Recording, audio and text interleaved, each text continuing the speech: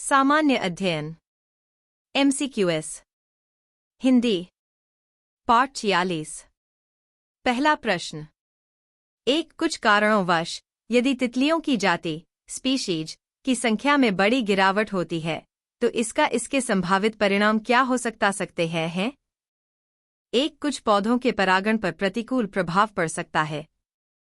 2. कुछ कृषि पौधों में कवकीय संक्रमण प्रचंड रूप से बढ़ सकता है। 3. इसके कारण बरों, मकड़ियों और पक्षियों की कुछ प्रजातियों की समष्टि में गिरावट हो सकती है। नीचे दिए गए कूट का प्रयोग कर सही उत्तर चुनिए। A. केवल 1, B. केवल 2 और 3, C. केवल 1 और 3, D. 1, 2 और 3। इस प्रश्न का उत्तर है C। अगला प्रश्न। 2. शैवाल आधारित जैव ईंधनों का उत्पादन संभव है, लेकिन इस उद्योग के संवर्धन में विकासशील देशों की क्या संभावित सीमाएं हैं? 1. शैवाल आधारित जैव ईंधनों का उत्पादन केवल समुद्रों में ही संभव है, महाद्वीपों पर नहीं। 2. शैवाल आधारित जैव ईंधन उत्पादन को स्थापित करने और इंजीनियरिंग करने हेतु निर्माण पूरा होने तक उच्च स्तरीय विशेषज्ञता प्रौद्योगिकी की जरूरत होती है। 3. आर्थिक रूप से व्यवहार्य उत्पादन के लिए बड़े पैमाने पर सुविधाओं की स्थापना की आवश्यकता होती है, जिससे पारिस्थितिक एवं सामाजिक सरोकार उत्पन्न हो सकते हैं। नीचे दिए गए कूट का प्रयोग कर सही उत्तर चुनिए।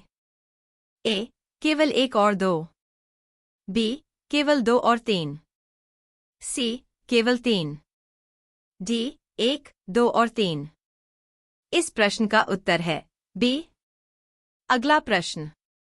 3. निम्नलिखित में से कौन से राष्ट्रीय पोषण मिशन नेशनल न्यूट्रिशन मिशन के उद्देश्य हैं? 1. गर्भवती महिलाओं तथा स्तनपान कराने वाली माताओं में कुपोषण से संबंधी जागरूकता उत्पन्न करना। 2. छोटे बच्चों, किशोरियों तथा महिलाओं में रक्ताल्पता की घटना को कम करना। 3. बाजरा, मोटा अनाज तथा अपरिष्कृत चावल के उपभोग को बढ़ाना। 4. मुर्गी के अंडों के उपभोग को बढ़ाना। नीचे दिए गए कूट का प्रयोग कर सही उत्तर चुनिए। A. केवल 1 और 2, B. केवल 1, 2 और 3, C. केवल 1, 2 और 4, D. केवल 3 और 4। इस प्रश्न का उत्तर है A। अगला प्रश्न। 4. निम्नलिखित कथनों पर विचार कीजिए।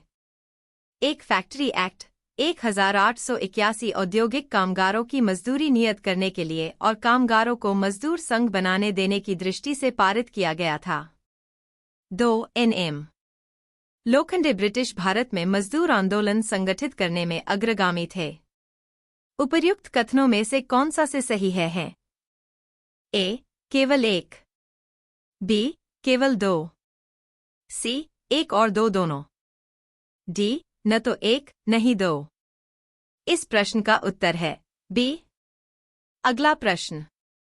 5. कार्बन डाइऑक्साइड के मानवोद्भवी उत्सर्जनों के कारण आसन्न भूमंडलीय तापन के न्यूनीकरण के संदर्भ में कार्बन प्रच्छादन हेतु निम्नलिखित में से कौन सा से संभावित स्थान हो सकते हैं? 1. परित्यक्त एवं गैर लाभकारी कोयला संस्तर। 2. ने शेष तेल एवं गैस भंडार। 3. भूमिगत गंभीर लवणीय शैल समूह। नीचे दिए गए कूट का प्रयोग कर सही उत्तर चुनिए। A. केवल 1 और 2, B. केवल 3, C. केवल 1 और 3, D. 1, 2 और 3। इस प्रश्न का उत्तर है D। अगला प्रश्न। 6. 1927 की बटलर कमेटी का उद्देश्य था। A. केंद्रीय एवं प्रांतीय सरकारों की अधिकारिता निश्चित करना। B. भारत के सेक्रेटरी ऑफ स्टेट की शक्तियां निश्चित करना। C. राष्ट्रवादी प्रेस पर सेंसर व्यवस्था अधिरोपित करना। D. भारत सरकार एवं देशी रियासतों के बीच संबंध सुधारना। इस प्रश्न का उत्तर है D। अगला प्रश्न। 7. कभी-कभी समाचारों में दिखाई पड़ने वाले घरेलू अंश आवश्यकता डोमेस्टिक कंटेंट रिक्वायरमेंट पद का संबंध किससे है? A. हमारे देश में सौर शक्ति उत्पादन का विकास करने से। B. हमारे देश में विदेशी टीवी चैनलों को अनुज्ञप्ति प्रदान करने से। C. हमारे देश के खाद्य उत्पादों को अन्य देशों को निर्यात करने से। डी, विदेशी शिक्षा संस्थाओं को हमारे देश में अपने परिसर स्थापित करने की अनुमति देने से। इस प्रश्न का उत्तर है ए। अगला प्रश्न 8, निम्नलिखित कथनों पर विचार कीजिए। 1, परमाणु सुरक्षा शिखर सम्मेलन संयुक्त राष्ट्र के तत्वावधान में आवधिक रूप से किए जाते हैं।